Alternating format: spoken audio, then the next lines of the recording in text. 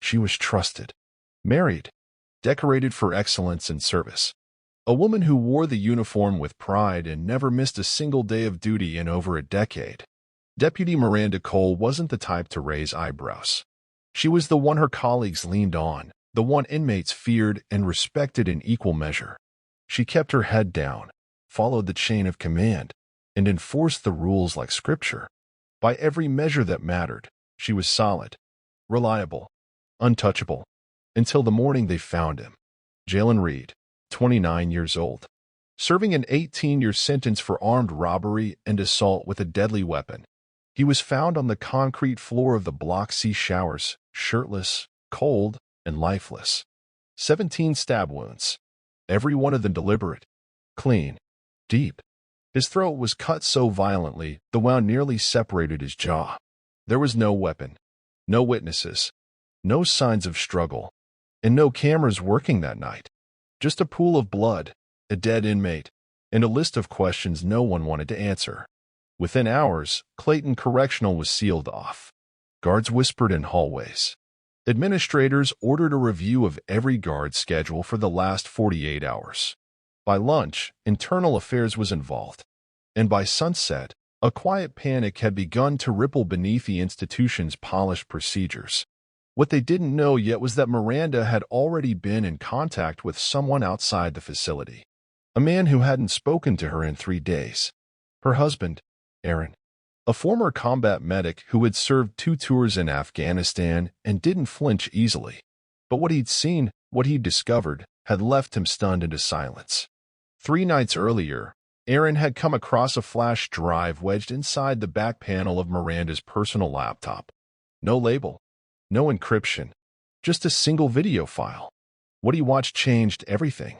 Inside a poorly lit maintenance closet, barely wide enough for 2 people to stand shoulder to shoulder, Miranda was pressed against a wall. Her uniform shirt was half open. Her hands were gripping the jumpsuit of the man in front of her. The man was Jalen Reed. They weren't just intimate. They were obsessed, desperate, familiar. It wasn't rough. It wasn't quick. It was practiced. The audio was muffled by static and the thrum of overhead pipes, but the expression on Miranda's face said more than any words could. She wasn't being coerced. She was fully present. And at the end of the footage, when Jalen reached down and rested a hand on her stomach, she didn't flinch. She smiled. Aaron watched it 3 times before he spoke a word. Then he packed a duffel bag, left the house, and walked into the sheriff's department with the flash drive in hand. Less than 24 hours later, Jalen Reed was dead. Some called it coincidence. Others said it was an act of jealousy, retaliation, a tragic end to an inappropriate relationship. But when investigators began peeling back the layers of Miranda's record, they didn't find a fluke. They found patterns, gaps, requests for special assignments, memos that were quietly buried, and something else, something no one expected, a prescription for prenatal vitamins issued under a different name. And suddenly, this wasn't just about an affair. This was about concealment, control, a murder executed with precision, and a woman who had spent years learning how to keep her secrets buried inside the very system meant to uphold the law. This is the case of Deputy Miranda Cole, the inmate who should have never trusted her, the husband who found out too late, and the sex tape that turned a corrections officer into a killer. It started in the heart of Louisiana, in the small, humid town of West Hollow, a place where the roads cracked in the summer heat and the sheriff's badge still carried the weight of old-fashioned respect. West Hollow wasn't known for headlines. It was the kind of town where people remembered your grandmother's name and still waved at passing cars. The kind of town where everybody knew everybody and gossip traveled faster than the mail. Miranda Cole had lived there all her life. She graduated top of her class at West Hollow High, captain of the debate team, a runner, quiet but not shy, driven but never boastful. Her teachers described her as disciplined. Her classmates just called her focused. She didn't party. She didn't skip class. She volunteered at the local animal shelter on weekends. If there was a mold for the perfect small-town daughter, Miranda fitted. After high school, she joined the Army, did 4 years of active duty with military police, and came back home with a chest full of ribbons and a mind wired for structure. She walked into the sheriff's department at 24 and was hired the same day. Within 6 months, she was assigned to Clayton Correctional, one of the state's most overcrowded and understaffed prison facilities. At Clayton, Miranda earned a reputation fast. She never raised her voice, never second-guessed her supervisors. She filed her reports on time. She logged every detail. She didn't smoke, didn't take overtime unless it was posted. She didn't laugh at inappropriate jokes. She didn't join the usual hallway gossip. She was respected, if not exactly liked. To some, she was cold. To others, she was the kind of officer they wished they had more of. And then there was Aaron. He met her at a veterans mixer hosted at the local rec center. He said she walked like someone who was always counting her steps. Their connection was instant, but quiet. No grand gestures. No whirlwind romance. Just two people with an understanding of discipline, trauma, and silence. They married 6 months later in a courthouse ceremony with no flowers, no cake, and no family present, just the two of them and a judge who shook their hands after stamping the license. They moved into a modest one-story house on Oak Ridge Road. 2 bedrooms, neutral paint, an American flag on the porch. Aaron worked nights as an EMT. Miranda took the day shifts at the prison. They didn't go out much. They didn't have many friends. But from the outside, they were solid. And for a while, they were. Until Miranda requested a reassignment. On paper, the shift change seemed ordinary. A lateral move from the North Wing to the isolated Block C. Maximum security, fewer staff, higher risk. But Miranda didn't blink. She said she could handle it. Said the hours worked better. Said she wanted to challenge herself. Her supervisor approved it within hours. Block C was where the worst of the worst were housed. Repeat offenders. Men who had stabbed, raped, burned, and tortured. It was loud, unpredictable, and cruel. But Miranda handled it with her usual cool, unaffected calm. She filed incident reports without flinching. She broke up fights with mechanical precision. She was methodical, unshaken. And that's where she met Jalen Reed. Jalen wasn't like the others. He was sharp, observant. He had a charm about him that made even the toughest inmates lower their voices when he spoke. He could read people, knew when to keep quiet, knew how to smile just enough to get what he wanted. He was in for violent crimes, yes, but he wasn't chaotic. He was calculated, controlled. And the first time Miranda passed his cell, he looked up from his book and said 3 words that made her stop cold. "I know you." He didn't say it with malice. He didn't say it like a threat. He said it with quiet recognition, like they were old friends playing a game. She paused for just half a second too long before continuing her round. 3 days later, she extended his recreation hour. A week after that, he was moved to a maintenance detail that brought him into contact with her wing more frequently. There were no red flags on the paperwork, no complaints from other guards. It was subtle, slow, just small shifts, barely noticeable if you weren't looking. But Aaron noticed.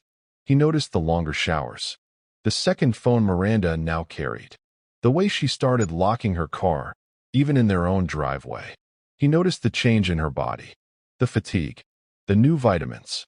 The appointments, she said, were 4 routine checkups. She didn't used to lie, but now she was. He didn't say anything at first. He wanted to believe it was stress, burnout, hormonal changes, anything but what his gut was screaming. But when Miranda started sleeping with her phone under her pillow, he knew. He waited until she left for her shift one morning, then turned the house upside down. It was in the laptop, a flash drive so ordinary it could have gone unnoticed for years. He inserted it into the USB port and found one file. No name, no date, just 47 minutes of raw footage. Grainy, lit only by a single flickering light bulb above a boiler. The first 20 seconds showed an empty room. Then Miranda entered, followed closely by Jalen Reed. What they did in that room wasn't just against prison policy. It wasn't just unethical. It was illegal, explicit, intimate. The kind of footage that leaves no room for excuses. Aaron watched it once, then again, and on the third viewing, Jalen whispered something. Miranda leaned in, kissed him, and then touched her own stomach. That's when Aaron stood up, unplugged the drive, packed a single bag, and left. He didn't call her, didn't leave a note.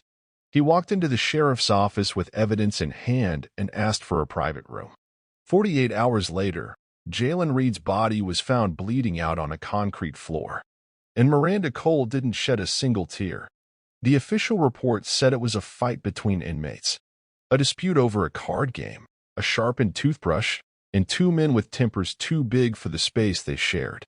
It was an easy explanation, one that fit the pattern, the kind of incident the prison saw every few months. The warden signed off on it before lunch, but Detective Jace Merriman didn't buy it. Merriman had been called in before, usually after things had already gone too far. When deaths inside Clayton couldn't be swept under the rug, he had a quiet disdain for correctional politics. He didn't care about what officers wrote in their logs. He cared about timing, footsteps, unusual patterns, discrepancies. And something about Jalen Reed's death didn't sit right. There were too many gaps in the surveillance footage, too much audio interference at key moments. The timestamps didn't line up with the official activity logs. And then there was Miranda Cole, stoic, unshaken, robotic during questioning. He asked her when she'd last spoken to Reed. She said a week ago. He asked her why her security badge was logged near the maintenance hall just 35 minutes before the stabbing. She said she was conducting a routine cell check. He asked her who approved that. She said it was standard procedure, no need for written approval. He stared at her for a long time, then closed his notebook. Miranda Cole didn't flinch. But what Merriman knew, and what she didn't account for, was that Aaron had come to him first. Hours before the prison even reported the incident, Aaron had handed him the flash drive, had recounted every change in her routine, had shown him the fertility supplements, the pregnancy tracker app she kept hidden behind a banking icon on her phone, the prenatal appointment scheduled under an alias. Detective Merriman didn't sleep that night. He had the tape, the motive, and now he had a body. But the problem was, Jalen Reed wasn't the kind of man to just die without a word. He was smart, careful. He kept insurance. And as Merriman dug further, he uncovered what Jalen had hidden, a burner phone smuggled through the laundry carts. On it, dozens of recordings. Some of Miranda, some of him, some of both. They weren't just having an affair. They were planning an escape, a blueprint, a coded schedule, transfer requests. Miranda had filed paperwork to request a relocation to a facility out of state, a low-security contract job in Nevada. It had been approved. Her departure was only 3 weeks away. The plan was simple. Fake a miscarriage. Disappear. Jalen would be transferred under a new identity, documents already in the system under falsified parole recommendations. Miranda would pick him up at the drop point in Arizona. They'd start over. Aaron wasn't supposed to know. And when he did, Miranda changed the plan.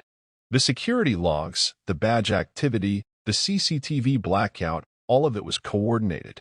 She used the system she'd studied for years against itself. She knew which cameras were dummies. She knew which guards were sleeping. She knew when the backup generator would flicker out due to the quarterly test. She made sure Jalen Reed would be alone, vulnerable, contained. The stab wounds weren't random. They were surgical. 4 in the chest, 1 in the gut, 1 across the neck, slow and deliberate. The last wound wasn't meant to kill. It was meant to make him suffer, and bleed, and watch her walk away. Merriman reviewed the autopsy twice. And then came the part that changed everything, the blood work. Because Jalen wasn't the only one who'd bled that day. Samples taken from the floor, though largely obscured by bleach and industrial cleaner, revealed a second source.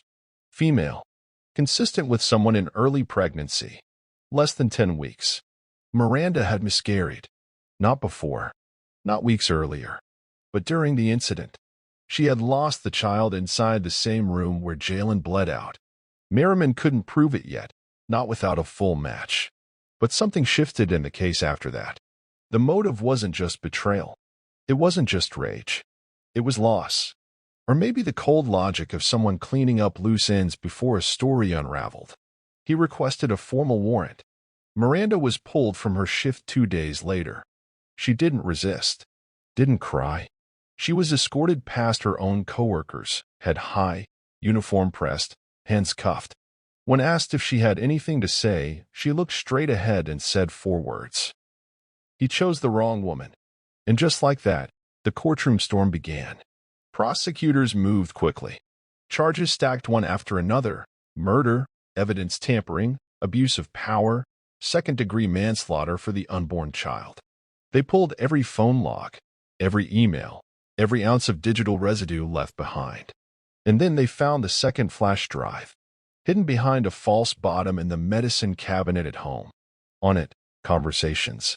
Miranda talking to someone named Rico, who turned out to be another former inmate released 6 months earlier. He was supposed to help secure false documents. In one recording, Miranda referred to the baby as leverage, said she didn't need Jalen to get what she wanted, said if things got complicated, she'd clean it up herself. That statement hit the jury like a wrecking ball. But the defense had their strategy too. They painted Jalen as a manipulator, a con, said Miranda was coerced, that the sexual relationship had started under duress, that the pregnancy was a result of assault.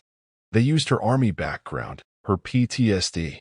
They said Aaron had emotionally abandoned her, that she had broken, mentally, under pressure, a victim herself. And yet, the evidence didn't lie. The planning, the precision, the aftermath. The jury deliberated for 9 hours. And when they returned, the courtroom fell to silence. Guilty on all counts. As Miranda Cole stood to face sentencing, she looked into the crowd. Her mother wasn't there. Her father had died years ago. Aaron sat in the back row, unreadable. She didn't search for forgiveness. She didn't ask for leniency. She stood tall, one hand resting quietly against the place where her child had once been, and said, "I did what I had to do." And then she was led away, to a prison not unlike the one she once controlled. Only now, the locks weren't hers to turn. The sentencing was supposed to be the end. 35 years without parole. Life suspended behind steel doors and reinforced concrete. No visitors. No conjugal rights. No appeal for 15 years. A punishment designed to neutralize a woman who once knew the ins and outs of a correctional system better than the people running it. But Miranda Cole didn't vanish quietly. 3 weeks after she was processed into the Northgate Correctional Facility, a sealed envelope was delivered to the district attorney's office. No return address. No postage stamp. Hand-delivered. Inside, a thumb drive and a note written in clean block letters. "You missed the real story." The DA's office thought it was a prank, until the files were decrypted. They found video. High resolution. Secretly recorded. Miranda and Jalen. Multiple angles. Conversations that spanned months. Miranda describing the guards she didn't trust. Naming names. Laying out a timeline for when cameras could be looped. But it was what Jalen said that turned everything upside down. "I'm telling you, Miranda, Rico's getting nervous. He wants the money now. He knows if Aaron gets involved, everything we planned goes to hell. I should have just taken the damn money from Aaron when I had the chance." There it was. Proof that Jalen had orchestrated more than an escape. He was running a play. A long one. Using Miranda. Using the pregnancy. Using Aaron. Merriman reviewed every frame. Jalen had already filed paperwork under a false name using Miranda's credentials. He had a driver's license, a fake birth certificate, and an out-of-state bank account opened under her maiden name. The plan was always meant to end with Miranda taking the fall. But she found out. And that night, when the prison blacked out, when the maintenance door failed to lock, when Jalen was stabbed 6 times and left to bleed, she hadn't acted out of passion. She'd executed a countermove. Cold. Preemptive. The media had a field day. Was Miranda the villain or the betrayed soldier?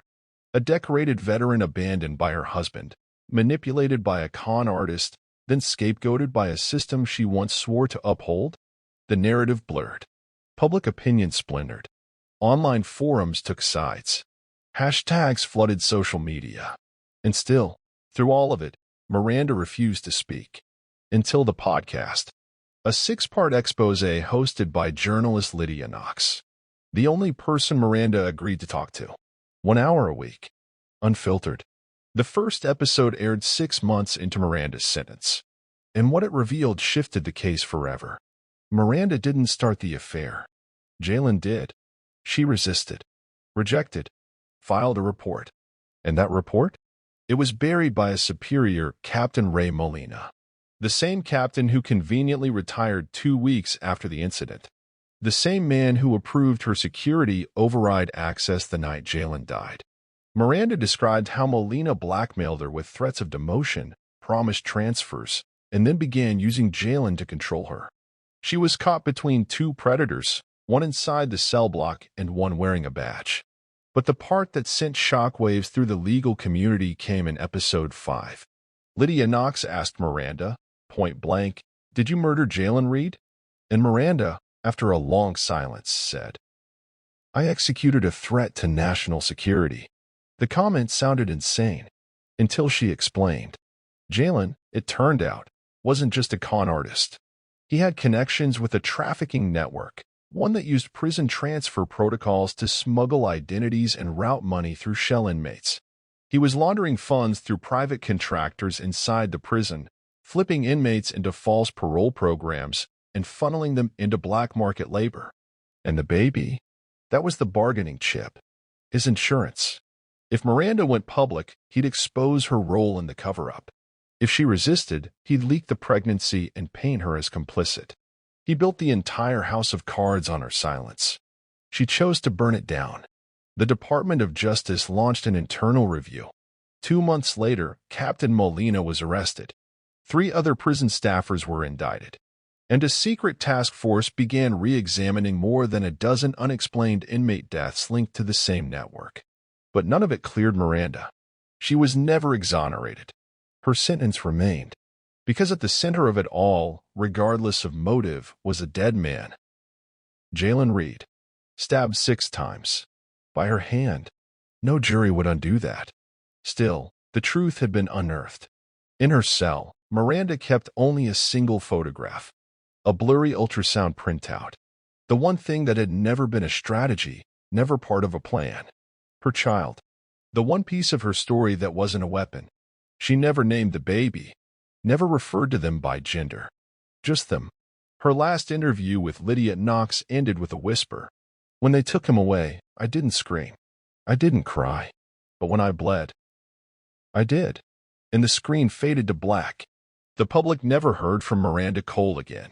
But her story kept living through investigations, through policy reforms, through courtrooms where power and abuse often shared the same chair. She had been an officer, a soldier, a wife, a mother, and a killer. Some called her dangerous. Others called her brave. But only Miranda knew what it cost to be all 4. 12 years passed. The world had moved on. Headlines changed. New scandals erupted. Miranda Cole's name faded into the archives of criminal history, filed between cautionary tales and courtroom tragedies. But within the cold corridors of Northgate Correctional Facility, time didn't pass, it calcified. And Miranda, once a decorated officer, now bore the quiet presence of a woman who'd made peace with silence. She didn't speak to guards unless required. She didn't participate in chapel, therapy, or group rehabilitation programs. And she never once asked about parole. But still she was watched. Every 6 months, a man in a gray suit showed up at Northgate's administrative wing. He never gave his full name. Just credentials. Federal. Classified. Miranda knew who he was, even if they never exchanged words. He wasn't there for her redemption. He was there for her silence. Because the network Jalen had worked for didn't collapse after his death, it simply went underground. The DOJ task force managed to expose a fraction of it, just enough to justify a few convictions and secure political capital. But the deeper structures, the ones embedded inside prison contracts, private transportation vendors, and reentry programs, those remained untouched. Miranda knew how much she'd compromised. She delivered files to Lydia Knox that she never admitted to having. She leaked names of inmates who had served as runners for the laundering scheme. But secrets are rarely permanent. In the 13th year of Miranda's incarceration, a new warden took control of Northgate. Warden Eliza Burke. Progressive, technocratic, young. Her reforms were fast and aggressive. She demanded digitalization of all personnel files, body cams for cell checks, mandatory psychological reevaluations every 6 months for long-term inmates, and a full audit of every sealed or restricted case tied to the facility. Miranda's file triggered 5 red flags in the first 2 minutes of review. Burke didn't wait. She contacted the Office of the Inspector General, and then the Department of Justice.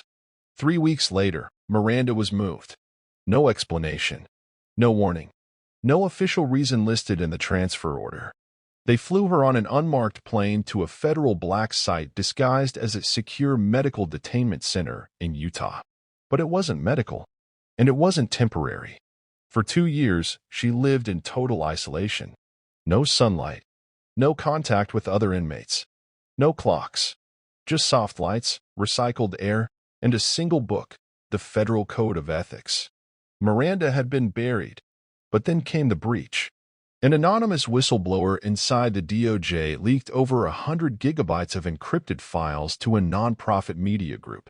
Among the contents, transcripts of Miranda's interviews, internal emails from the correctional board discussing her neutralization, and surveillance footage that proved her initial sexual harassment complaint against Captain Molina had been real and deliberately suppressed. The story exploded.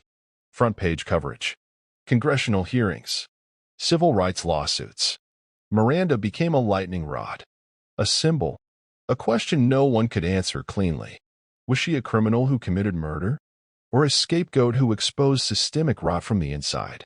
The answer, it turned out, was both. Public pressure mounted. Advocacy groups demanded her release. Law students organized petitions. Journalists traced campaign donations from private prison companies to state legislators who'd voted to keep Miranda's sentence intact. The federal judiciary could no longer ignore the noise. 14 years, 8 months, and 19 days after her incarceration began, Miranda Cole walked out of a courtroom free. The judge cited extraordinary circumstances, suppressed evidence, abuse of prosecutorial power, and clear violations of Miranda's civil rights. But even as the gavel fell, no one clapped. There was no celebration, no victory dance.